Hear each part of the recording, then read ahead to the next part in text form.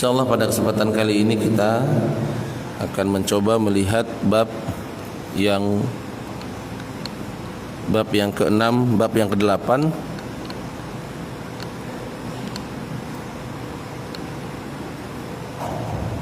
yaitu babul istiqamah, yaitu bab istiqamah. Mengenai istiqamah kita tentunya tidak asing lagi, karena kalimat ini sudah menjadi kata-kata baku di dalam bahasa Indonesia, yaitu istiqamah.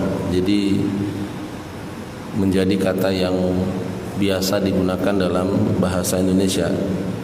Kata istiqamah biasanya kita gunakan bagi satu keadaan di mana keadaan tersebut sabit la yatazaza, atau dia kokoh tidak berubah. Itu biasa kita artikan dengan istiqamah. Atau juga biasa diartikan istiqamah itu adalah lurus, sebagaimana di dalam surah Al-Fatihah, yaitu ihdinas siratal mustaqim. Itu jalan yang istiqamah, mustaqim, jalannya orang-orang yang lurus. Nah, kita perhatikan mengenai istiqamah di dalam kitab ini disebutkan beberapa ayat-ayat Allah Subhanahu wa taala, di antara surat Hud ayat yang ke-12, 112. Mengenai surat Hud ayat 112 ini ada satu hadis Rasulullah yang mengatakan bahwa surat Hud ini telah menjadikan Rasulullah beruban, dan surat Hud yang di 112 ini telah menjadikan pengaruh besar bagi Rasulullah sallallahu alaihi wasallam, di mana Allah Subhanahu wa taala berfirman kepada rasulnya, a'udzubillahi minasyaitonirrajim, fastaqim kama umirta. Maka istiqamahlah kamu wahai Muhammad sebagaimana yang kamu telah diperintahkan. Jadi kalau kita perhatikan ayat ini, ternyata istiqamah itu bukan hanya perintah Allah kepada kita sebagai hamba biasa, tapi juga itu perintah langsung dari Allah untuk Rasulnya. Jadi Rasulullah sendiri itu diperintahkan oleh Allah Subhanahu wa taala untuk istiqamah. Berarti perintah istiqamah ini adalah perintah yang sangat besar. Mengapa? Karena di dalam ayat yang lain kita perhatikan Allah Subhanahu wa taala meminta kepada hamba-hambanya, meminta kepada kita seluruhnya agar kita menjaga keistiqomahan di dalam Islam, sehingga Allah meminta wala tamutunna illa wa antum muslimun. Ini perintah agar kita istiqomah di dalam Islam. Wala tamutunna illa wa antum muslimun. Dan janganlah sekali-kali kamu mati melainkan kamu mati tetap berada di dalam agama Islam. Atau dalam bahasa mudahnya, janganlah sekali-kali kamu mati melainkan tetap dalam keadaan muslim. Nah, ini perintah Allah Subhanahu wa taala. Dan kita perhatikan di dalam ayat yang lain, Allah Subhanahu wa taala berfirman dalam surat Fussilat ayat 30, ayat 31 sampai ayat 32. Allah berfirman, a'udzubillahi minasyaitonirrajim. Innal ladzina qalu rabbuna Allah tsumma istaqamu tatanazzalu 'alaihimul malaikah ألا تخافوا ولا تحزنوا وأبشروا بالجنة التي كنتم توعدون نحن أولياؤكم في الحياة الدنيا وفي الآخرة ولكم فيها ما تشتهي أنفسكم ولكم فيها ما تدعون نزلا من غفور رحيم. Allah Subhanahu wa taala berfirman, sesungguhnya orang-orang yang berkata Rabbunallah, Tuhan kami adalah Allah. Orang-orang berkata bahwa Rabbuna Allah, Tuhan kami adalah Allah. Tsumma istaqamu, kemudian dia istiqamah. Dia istiqamah dengan ucapannya. Dia istiqamah bahwa dia akan mengabdi hanya kepada Allah. Dia istiqamah bahwa dia akan menyembah Allah Subhanahu wa taala wala na'budu ghairah, dan dia tidak akan menyembah selain Allah Subhanahu wa taala. Dia akan menjaga keistiqomahannya sampai kematian datang menjemputnya. Sebagaimana Allah Subhanahu wa taala memerintahkan kepada kita, wa'bud rabbaka hatta ya'tiyakal yaqin. Wa'bud rabbaka hatta ya'tiyakal yaqin. Beribadahlah kamu kepada Rabbmu, kepada Tuhanmu, sampai datang kepadamu al-yaqin. Al-yaqin artinya seluruh manusia mengakui itu. Seluruh manusia tidak pernah mendustai itu. Itu makna al-yaqin. Apa itu? Yaitu al-maut, kematian. Jadi seluruh manusia tidak ada yang tidak percaya akan kematian. Seluruh kita percaya bahwasanya akan adanya kematian. Dan Ibnu Abbas radhiyallahu anhuma menafsirkan seperti itu. Jadi makna al-yaqin di dalam ayat ini adalah al-maut. Maka perintah Allah Subhanahu wa taala, beribadahlah kamu kepada Tuhanmu sampai datang kematian kepadamu. Jadi beribadah kepada Allah, istiqomah ini tidak lama sebenarnya. Mengapa tidak lama? Karena hanya sampai mati. Jadi kalau kita beribadah kepada Allah, qadarullah besok kita dijemput oleh kematian, selesai tugas kita dalam beribadah.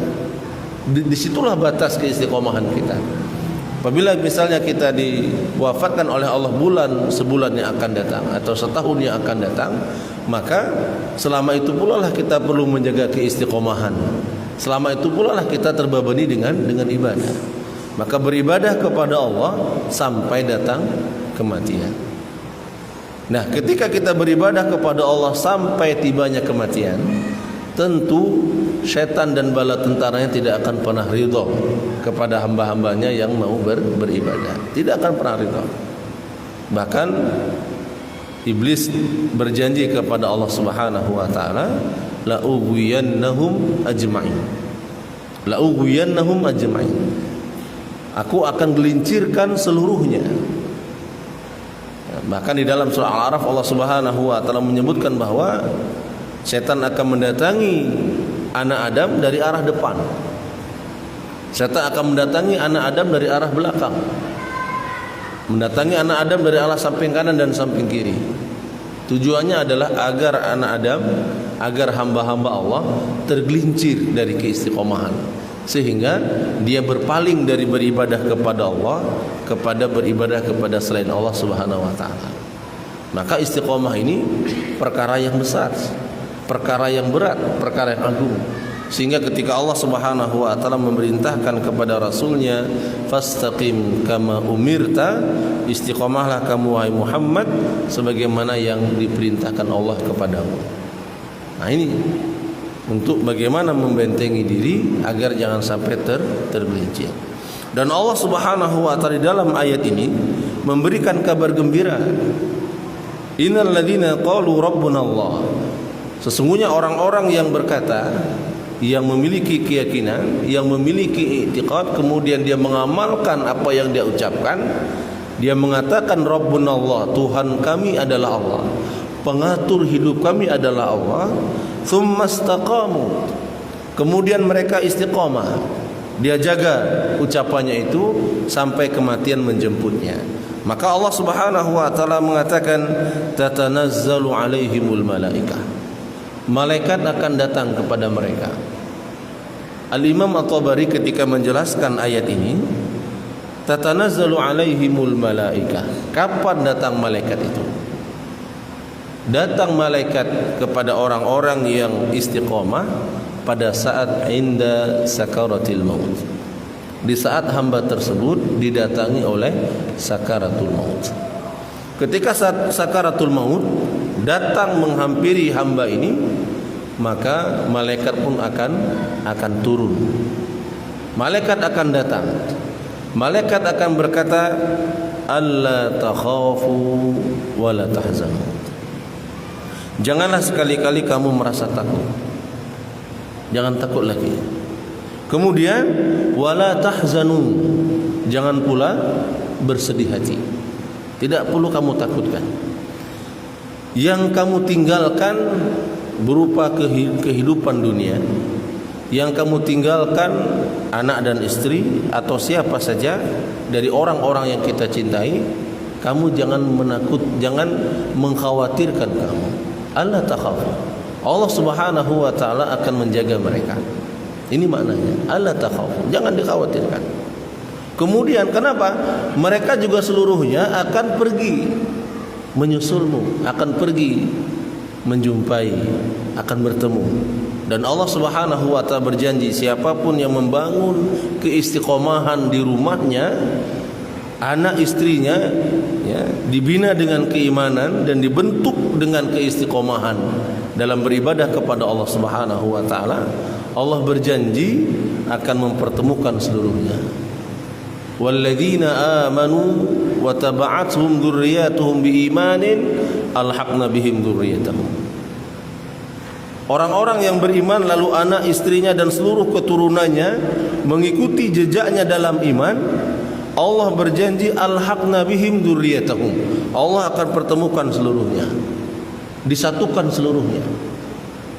Dan Allah tidak pernah menyelisihi janjinya. La yukhliful mi'ad. Allah tidak pernah berdusta dengan apa yang telah difirmankannya di dalam Al-Qur'an.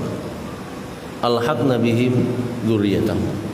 Oleh karenanya Nabiullah Ya'qub alaihissalam ketika sakaratul maut, satu hal yang dia ingin pastikan kepada anak-anaknya, khawatir nanti tidak berjumpa di akhirat. Dalam surah Al-Baqarah Allah Subhanahu wa taala berfirman, "Am kuntum syuhada'a idh hadara Ya'qubal maut, idh qala li banihi ma ta'buduna min ba'di." Apakah kamu pernah melihat, apakah kamu pernah meneliti, mengkaji, apakah kamu pernah menyaksikan di saat Ya'qub alaihissalam mengalami sakaratul maut? Di saat Ya'qub alaihissalam ya, itu detik-detik ajal menjemputnya. Ya'qub mengumpulkan seluruh putra-putranya. Ya'qub ingin memastikan apakah putra-putranya tetap istiqomah atau tidak. Karena Ya'qub khawatir nanti di akhirat tidak bertemu dengan mereka. Maka hendaknya begitulah yang kita harus lakukan sebagai orang tua. Jangan yang kita perhatikan adalah urusan bagaimana harta yang kita tinggalkan, bagaimana dunia yang harus kita tinggalkan. Memang meninggalkan harta, meninggalkan dunia kepada anak itu hal yang diperintahkan oleh Allah. Wal yakhshal ladina law taraku min khalfihim dzurriyyatan dhi'afan khafu 'alaihim falyattaqullah. Dan hendaknya mereka itu khawatir ketika di belakang mereka nanti ada generasi yang lemah. Hendaknya mereka tidak meninggalkan generasi yang lemah. Lemah di sini maknanya lemah ekonomi. Memang ini perintah Allah, tapi itu bukan tujuan. Bukan tujuan yang harusnya dilakukan oleh seorang muslim, apalagi dia orang tua yang dia diamanahi anak, diamanahi istri. Maka hendaknya yang dia perhatikan adalah bagaimana dia bisa mewariskan keistiqomahan, mewariskan keimanan. Maka Ya'qub ketika berkumpul dengan seluruh putranya, Ya'qub bertanya cuma satu saja. Ya'qub tidak banyak-banyak, dia bertanya hanya satu saja. Apa satu yang ditanyakan oleh Ya'qub? Ma ta'buduna min ba'di. Apa yang akan kamu sembah nanti setelah aku sudah tidak ada lagi? Setelah aku pergi meninggalkan kalian, setelah aku menghadap Allah Subhanahu wa taala, yang kalian sembah siapa? Maka seluruh anak-anaknya mengatakan, qalu na'budu ilahaka wa ilaha abaika Ibrahim wa Ismail wa Ishaqa ilaha wahida wa nahnu lahu muslimun. Kami tetap akan menyembah Tuhanmu, Tuhan bapak-bapakmu, Tuhannya Ibrahim, Tuhannya Ismail, Tuhannya Ishak, Tuhan yang satu, dan kami akan tetap menjadi muslim. Ini pengakuan putra-putra Ya'qub. Maka selesai, tenang Ya'qub alaihissalam. Maka hendaknya seperti inilah apa yang harus kita lakukan kepada anak-anak kita. Maka wasiat yang harus kita wasiatkan kepada anak kita itu seharusnya wasiat keimanan. Terkadang ada orang tua ketika dia berwasiat, wasiatnya hanya urusan dunia. Bukan tidak boleh, boleh. Wasiat itu boleh. Misalnya kita berwasiat nanti di sini ini begini, ini begini, ini begini. Misalnya tanah di sini untuk si fulan, ini untuk si fulan, ini untuk si fulan. Itu misalnya wasiat, atau dia berwasiat ingin dimakamkan nanti di sana, atau berwasiat.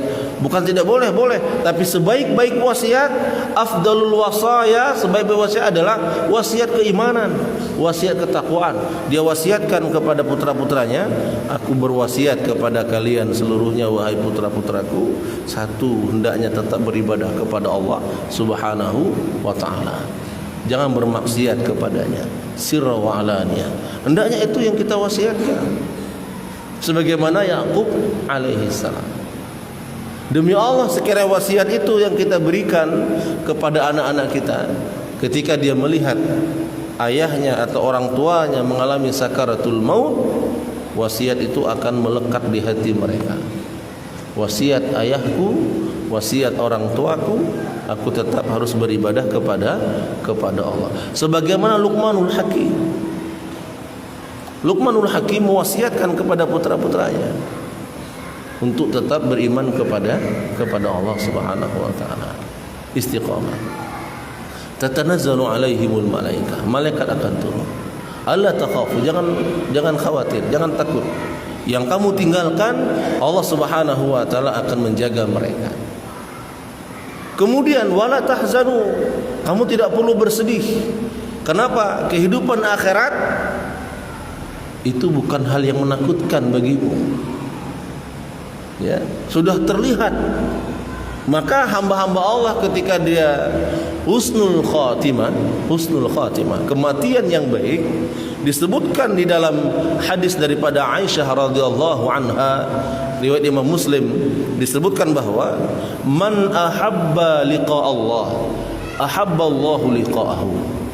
Barang siapa yang dia senang, cinta, suka untuk bertemu dengan Allah, ahabballahu liqa'ahu, Allah pun senang untuk bertemu dengannya. Siapapun yang ingin segera bertemu Allah, Allah lebih senang lagi untuk bertemu dengan hambanya. Dalam hadis qudsi yang lain Allah menyebutkan, ya, jika hambanya itu mendatangi Allah dengan berjalan, Allah akan mendatangi hamba tersebut dengan berlari. Jika hamba tersebut mendatanginya sejengkal, Allah akan mendatanginya dengan sehasta. Begitulah kerinduan Allah Subhanahu wa taala jika hambanya juga merindukannya. Kemudian wa man kariha liqa Allah karihallahu liqa'ahu. Barang siapa yang dia tidak senang bertemu Allah, Allah juga tidak senang berjumpa dengannya. Yang benci bertemu Allah, Allah juga benci untuk bertemu dengannya. Maka Aisyah bertanya kepada Rasulullah, "Ya Rasulullah, kulluna nakrahul maut." Seluruh kami ini tidak suka dengan kematian ya Rasulullah. Kami takut akan kematian. Kami benci kematian. Artinya apa? Sesuatu hal yang menakutkan adalah kematian. Seluruh kita pasti takut akan mati. Tidak ada di antara manusia yang tidak takut mati. Aisyah mengatakan seluruh kami ini takut akan kematian. Maka Rasul mengatakan bukan seperti itu yang aku maksudkan wahai Aisyah. Tapi aku maksudkan adalah seorang mukmin apabila dia mengalami sakaratul maut, atahul malaika, malaikat akan datang kepadanya. Malaikat akan memberikan kabar gembira bahwa dia diampuni oleh Allah. Malaikat memberikan kabar gembira bahwa Allah Subhanahu wa taala akan memasukkan dia ke dalam surga. Malaikat akan memberikan kabar Allah ridha kepadanya. Maka pada saat itulah hamba Allah yang beriman ini senang dia. Maka nampak di wajahnya wajah yang menyenangkan. Maka di antara tanda husnul khatimah disebutkan oleh para ulama, di antaranya adalah wajah yang berseri. Sebagaimana orang yang senang dengan sesuatu. Dan tanda istiqomah juga adalah ada bau harum yang keluar dari tubuhnya.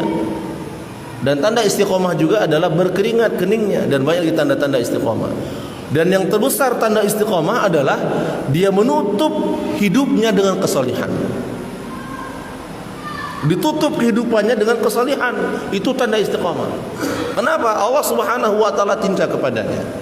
Dan Allah tidak ingin ketika Allah memanggilnya dalam kondisi dia berlumuran dengan dosa. Allah ingin memanggilnya dalam kondisi dia menutup hidupnya dengan kesolihan. Dalam hadis yang sahih disebutkan bahwa innallaha idza ahabba 'abdan ista'malahu. Sesungguhnya Allah Subhanahu wa taala manakala Allah telah mencintai hambanya, Allah akan mempekerjakan hamba tersebut, dipekerjakan oleh Allah Subhanahu wa taala. Sahabat bertanya, "Ya Rasulullah, kaifa yasta'milu?" Wahai Rasulullah, bagaimana gambaran Allah mempekerjakan hambanya? Rasul mengatakan, "Yuwafiquhu li'amalin salihin qabla al-maut." Allah akan memberikan dia taufik untuk beramal salih sebelum kematian datang kepadanya. Artinya apa? Dia mengakhiri hidupnya dengan amal saleh. Dan manusia yang seperti ini, manusia yang dipilih oleh Allah, bukan hanya dari kalangan para ulama, bukan hanya dari kalangan orang-orang yang berilmu, pandai beretorika, berbicara, bukan hanya mereka, bukan hanya dari kalangan pejabat yang dipilih oleh Allah. Tapi Allah akan memilih siapa dari hamba-hambanya yang memang memiliki kecintaan untuk bertemu Allah Subhanahu wa taala. Faman kana yarju liqa'a rabbih falyamal 'amalan shalihan wa la yusyrik bi ibadati rabbih. Seperti itu. Yang ingin bertemu dengan Allah, Allah perintahkan beramal soleh, beramal soleh. Falyamal 'amalan shalihan, beramal dengan amal yang soleh. Kenapa? Allah akan menutup hidupnya dengan amal soleh. Banyak kasus, banyak kejadian.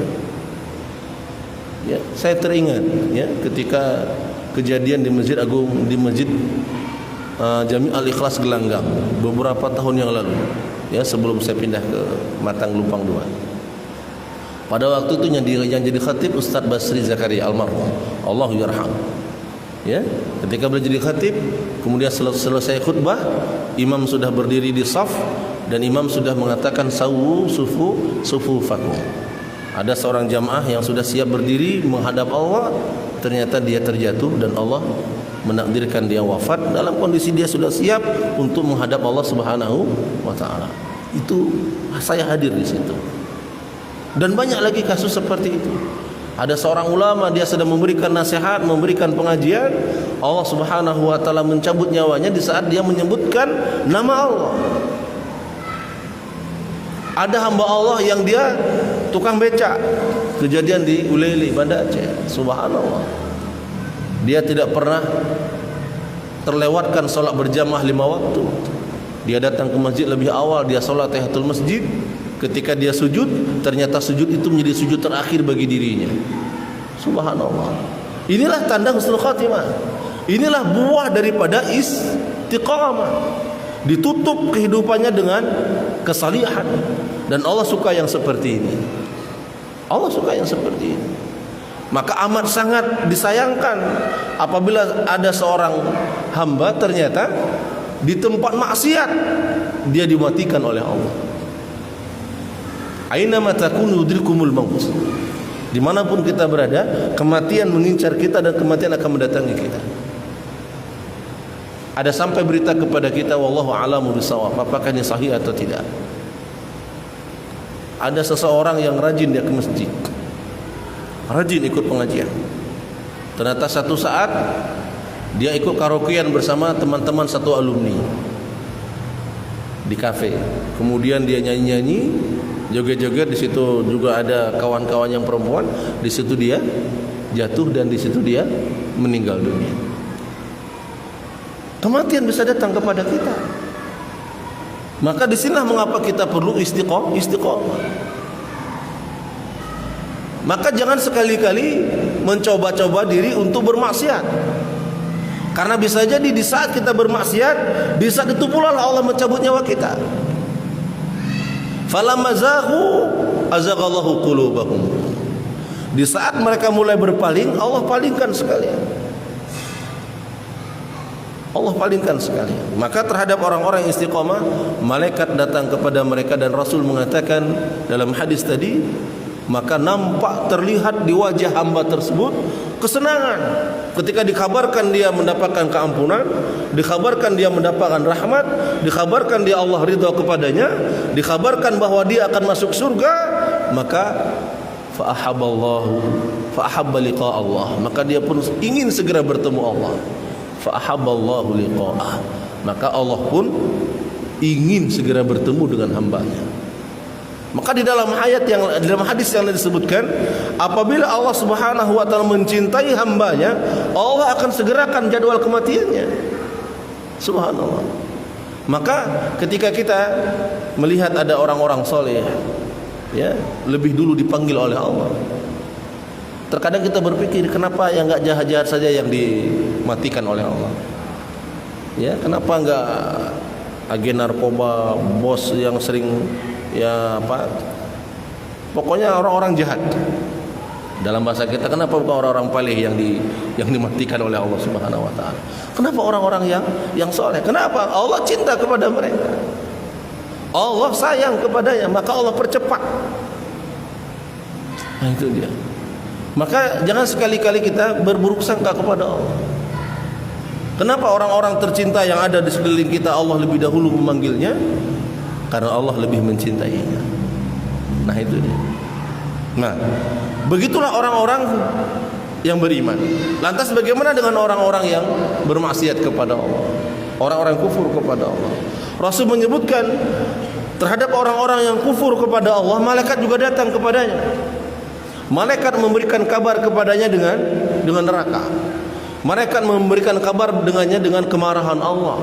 Allah murka, Allah melaknatnya. Maka nampak di wajahnya ketidaksenangan bertemu Allah, takut bertemu Allah, tidak suka bertemu Allah. Maka fakarihallahu liqa'ahu, Allah pun tidak suka bertemu dengannya. Maka ketika dia mengalami sakaratul maut, perhatikan surah An-Nazi'at, wan nazi'ati gharqa. Mereka pencabut nyawa itu dengan sangat keras, dia mencabut nyawa orang-orang kafir itu, orang-orang bermaksiat kepada Allah. Maka sekali lagi mohonlah kepada Allah agar kita diberikan kecintaan untuk bertemu Allah Subhanahu wa taala. Kita diberikan kecintaan untuk melakukan amal-amal yang disukai oleh Allah Subhanahu wa taala. Maka hadis tadi merupakan tafsiran dari ayat ini. Wa abshiru bil jannati allati kuntum tu'adun. Kamu akan diberikan kabar gembira dengan surga yang telah dijanjikan oleh Allah Subhanahu wa taala. Kemudian malaikat juga akan berkata, nahnu awliya'ukum fil hayatid dunya wa fil akhirah. Kata malaikat kepada orang-orang beriman ini, tidak perlu takut, tidak perlu sedih. Surga sudah menanti kalian. Kami akan menjadi penolongmu di akhirat sebagaimana kami menjadi penolongmu di dunia. Maka perhatikan, berdasarkan ayat ini para ulama mengatakan adanya campur tangan malaikat dalam kehidupan hamba-hamba Allah yang beriman. Adanya campur tangan malaikat, sebagaimana ada campur tangan jin dalam kehidupan kita. Ada campur tangan jin dalam kehidupan kita. Buktinya apa? Buktinya Adam, manusia atau hamba Allah yang kesurupan, kemasukan jin atau apa saja. Itu bukti ada campur tangan jin dalam kehidupan manusia. Juga pernah terjadi pada masa Rasulullah. Ada yang terkena sihir, ada yang terkena guna-guna. Itu bukti ada campur tangan jin dalam kehidupan manusia. Jika ada campur tangan jin dalam kehidupan manusia, maka ada campur tangan malaikat dalam kehidupan manusia. Campur tangan jin dalam kehidupan manusia biasanya kepada manusia-manusia yang lalai. Sementara campur tangan malaikat dalam kehidupan manusia hamba Allah yang beriman adalah pada manusia-manusia yang taat kepada Allah. Maka Syekh Shalih Fauzan bin Abdullah Al-Fauzan di dalam salah satu kitabnya, Kitabut Tauhid, menjelaskan ketika seorang hamba itu dia bangun di waktu malam, jangan pernah dia beranggapan bahwa itu kekuatan dirinya dia bisa bangun malam. Bisa jadi itu ada dorongan malaikat sehingga dia tergerak. Ada bisikan, jika iblis setan membisikkan keburukan, maka malaikat juga ikut campur tangan membisikkan kebaikan-kebaikan kepada hambanya. Membisikkan, waswis al khairat, dibisikkan kebaikan-kebaikan. Kamu amalkan ini, kamu amalkan ini, kamu bersedekah ini, kamu bersedekah ini. Maka siapapun ketika dia dibisikkan kebaikan, falyata'ajjal, maka hendaklah dia menyegerakannya. Kenapa? Karena bisa jadi bisikan itu kalau tidak dilakukan akan berganti dengan bisikan yang lain. Maka ketika seseorang punya niat baik, maka segerakan. Karena boleh jadi dia tidak memiliki peluang lagi untuk melakukan hal itu. Misalnya dalam bahasa kita, jangan sampai masuk angin. Itu bahasa kita biasanya. Kalau sudah ada niat untuk berinfak, bersedekah, jangan tunda lagi. Ini saya punya niat untuk infak ke masjid misalnya, untuk bersedekah kepada si fulan, ya. Sudah langsung segera berikan. Kenapa? Nanti akan datang setan. Akan datang bisikan kedua. Disinilah namanya ada campur tangan kehidupan malaikat. Dan juga disebutkan malaikat meskipun dia tidak membisikkan kepada hamba-hambanya yang saleh, malaikat ini memperhatikan, diperhatikan kita. Kiraman katibin ya'lamuna ma taf'alun. Mereka terus mencatat, memperhatikan, dicatat seluruhnya. Maka terhadap hamba-hamba Allah yang istiqamah, malaikat berjanji kepada mereka, kami di dunia telah memperhatikan kamu. Kami dunia telah mengawasi kamu 24 jam. Dari bangun tidur sampai tidur lagi, seluruh aktivitasmu tercatat sempurna dalam buku la yughadiru saghiratan wala kabiratan illa ahsaha. Dalam buku yang seluruhnya tercatat, baik yang besar maupun yang kecil. Malaikat mengatakan itu. Maka nanti di akhirat kami juga akan menjadi penolongmu di hadapan Allah. Malaikat berjanji akan menjadi penolong kita di akhirat. Maka ketika Allah Subhanahu wa taala meminta pertanggungjawaban dari kita, maka malaikat akan memberikan bukti. Ini catatan amalnya ketika kami mengawasi mereka di dunia. Maka berbahagialah, Rasul mengatakan berbahagialah manusia-manusia, hamba-hamba Allah yang menjaga sholat 5 waktunya berjamaah. Berbahagialah. Terutama di waktu-waktu di mana malaikat bergantian. Sebagaimana hadis yang biasa kita sampaikan. Rasul mengatakan yata'aqabuna fikum malaikatun bil laili wa malaikatun bin nahar. Malaikat Allah itu bergantian mengawasi kita siang dan malam. Malaikat siang itu bertugas dari subuh sampai asar. Digantikan oleh malaikat malam yang bertugas dari asar sampai datangnya waktu subuh. Dan Rasul mengatakan setiap kali pergantian malaikat itu Allah bertanya kepada malaikat itu, "Kaifa taraktum ibadi?" Kaifa taraktum ibadi? Bagaimana kamu tinggalkan hambaku? Bagaimana kondisi hambaku ketika kamu tinggalkan? Berbahagialah hamba-hamba Allah ketika malaikat melaporkan kepada Allah, taraknahum wa hum yusallun. Kami tinggalkan mereka ya Allah, mereka sedang salat. Wa atainahum wa hum yusallun, dan kami datangi mereka ya Allah, mereka juga sedang salat.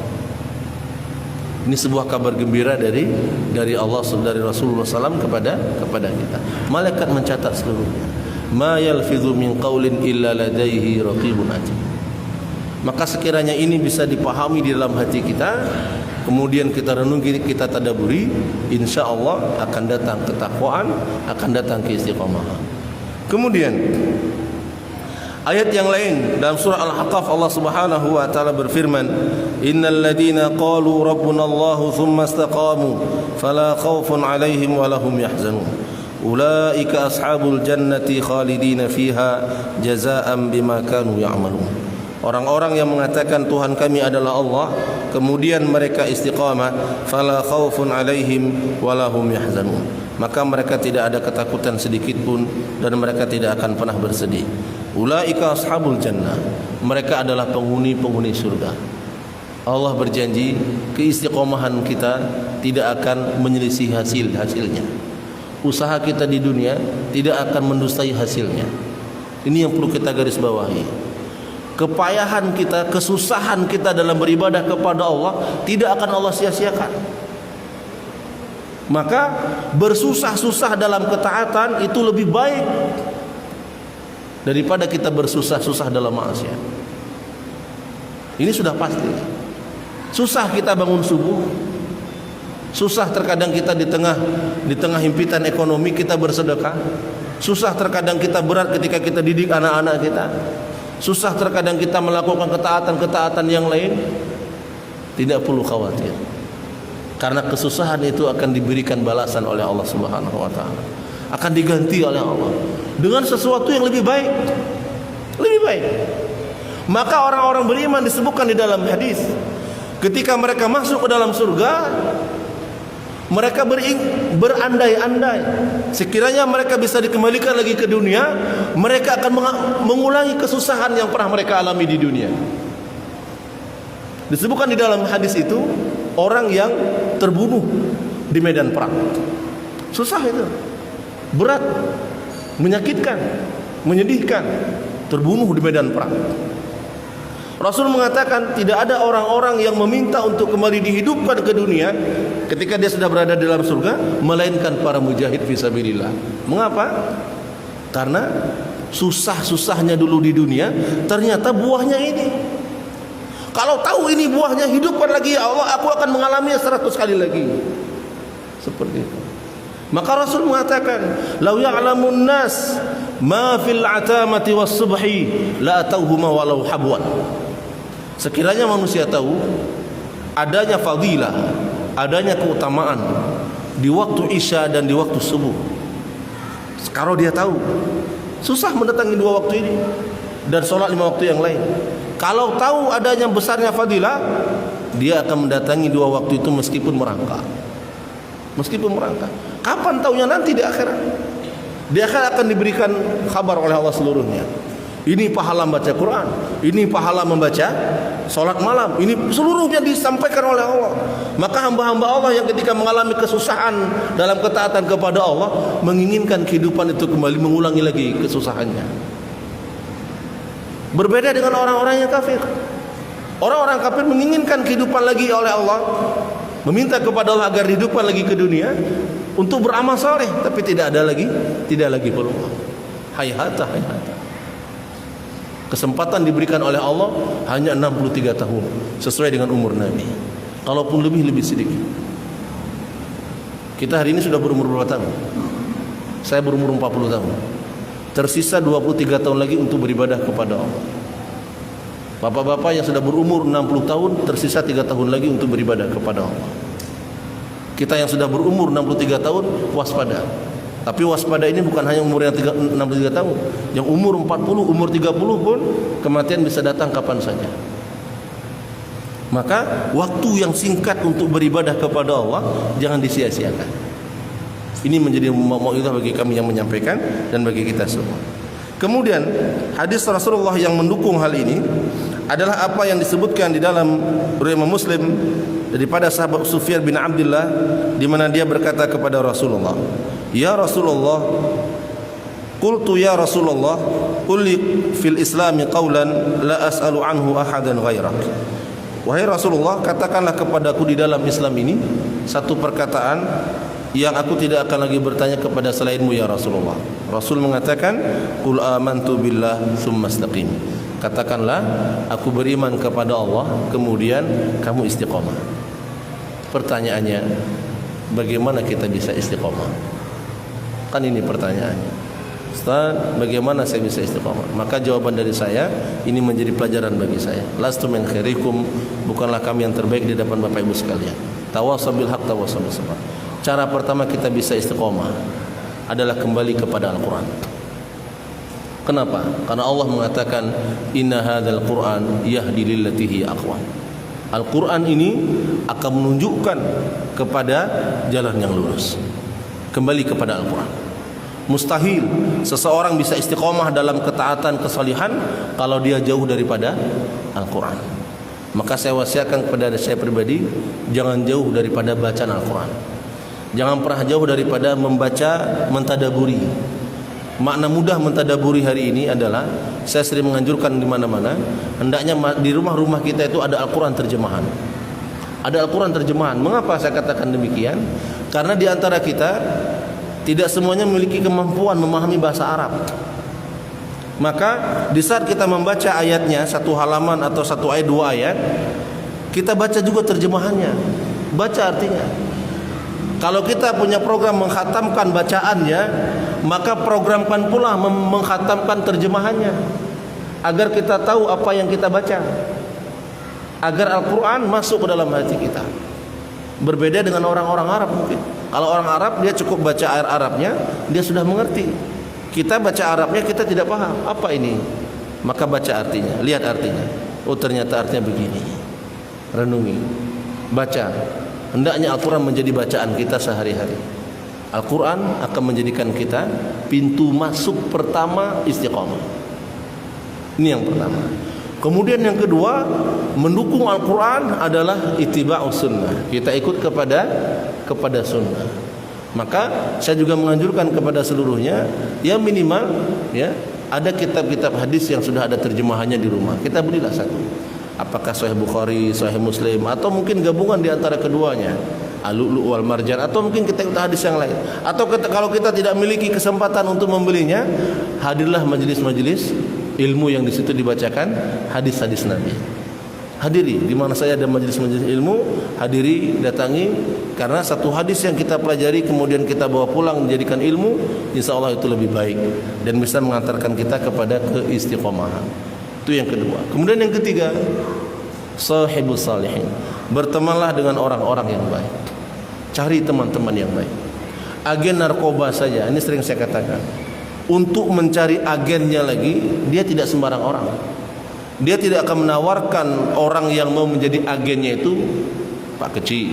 Walaupun ada di antara kecil yang jadi agen narkoba, Tengku Imum. Dia tidak akan mungkin milih orang-orang baik. Dia akan milih orang-orang yang jahat.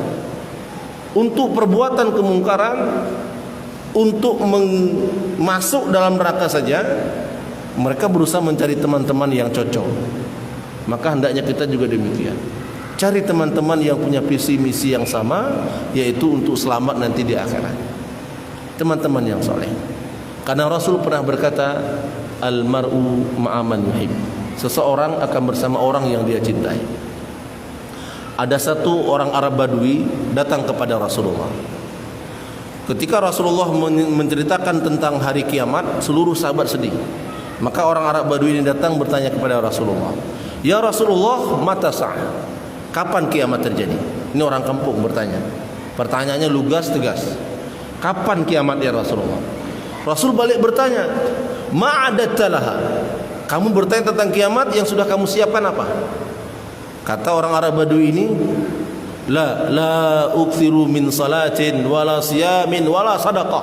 Aku tidak mempersiapkan dengan banyak salat, banyak sedekah, banyak puasa. Tapi aku illa inni uhibbullah wa rasulah. Aku hanya cinta Allah dan Rasul saja. Aku mencintai Allah dan aku sangat cinta kepada Rasul, kepada anda ya Rasulullah. Apa kata Rasulullah? Rasul mengatakan, "Idzan anta ma'aman ahbabta." Kamu akan bersama orang yang kamu cintai. Anas bin Malik berkata, tidak ada satupun perkataan Nabi yang paling kami cintai, yang paling menggembirakan kami, melainkan perkataan Nabi ini. Mengapa? Karena kami mencintai Rasulullah. Kami mencintai Abu Bakar, kami mencintai Umar, kami mencintai Utsman, dan kami berharap kami bersama mereka di dalam surga. Maka mencari teman yang baik ini menjadi jalan keluar agar kita bisa istiqomah. Ini yang ketiga. Kemudian yang terakhir, langsung diajarkan oleh Allah Subhanahu wa taala agar kita istiqomah. Apa itu? Berdoa. Berdoa kepada Allah. Doanya langsung Allah ajarkan dalam Al-Quran. Apa doanya? Rabbana la tuzigh qulubana ba'da idh hadaitana wa hab lana min ladunka rahmah innaka antal wahhab. Allah ajarkan agar kita istiqomah. Ya Allah, minta kepada Allah, ya Tuhan kami, la tuzigh qulubana, jangan kau palingkan lagi hati kami ya Allah. Ba'da idh hadaitana, setelah engkau memberikan kepada kami hidayah. Wa hab lana min ladunka rahmah innaka antal wahhab. Ummu Salamah pernah berkata, ada satu doa yang paling sering dibaca oleh Nabi. Doanya yaitu, ya muqallibal qulub, tsabbit qalbi ala dinik. Wahai yang membolak-balikkan hati, kokohkan hatiku untuk tetap berada di atas agamamu. Rasulullah saja meminta kepada Allah keistiqomahan, maka kita lebih layak, kita lebih wajib untuk berdoa kepada Allah agar diberikan keistiqomahan. Baik, semoga apa yang kita kaji pada kesempatan malam hari ini berkaitan dengan babul istiqamah, bab istiqamah di dalam kitab Nuzhatul Muttaqin, kita bisa dapat mengambil istifadahnya dan kita bisa mengamalkan dalam kehidupan. Berawallah dari amal-amal yang kecil, bermulalah dari amal-amal yang ringan. Karena Aisyah pernah bertanya kepada Rasulullah, "Ya Rasulullah, ayul a'mali ahabbu ilallah?" Amal apa yang paling Allah sukai? Rasul mengatakan, adwamuha wa in qalla. Adwamuha wa in qalla. Amalan yang terus menerus istiqomah meskipun amalan itu sedikit jumlahnya. Apa saja amalan? Apakah solat, apakah sedekah, apakah puasa, apakah berkata baik, apa saja, sedikit tapi terus menerus bisa dilakukan.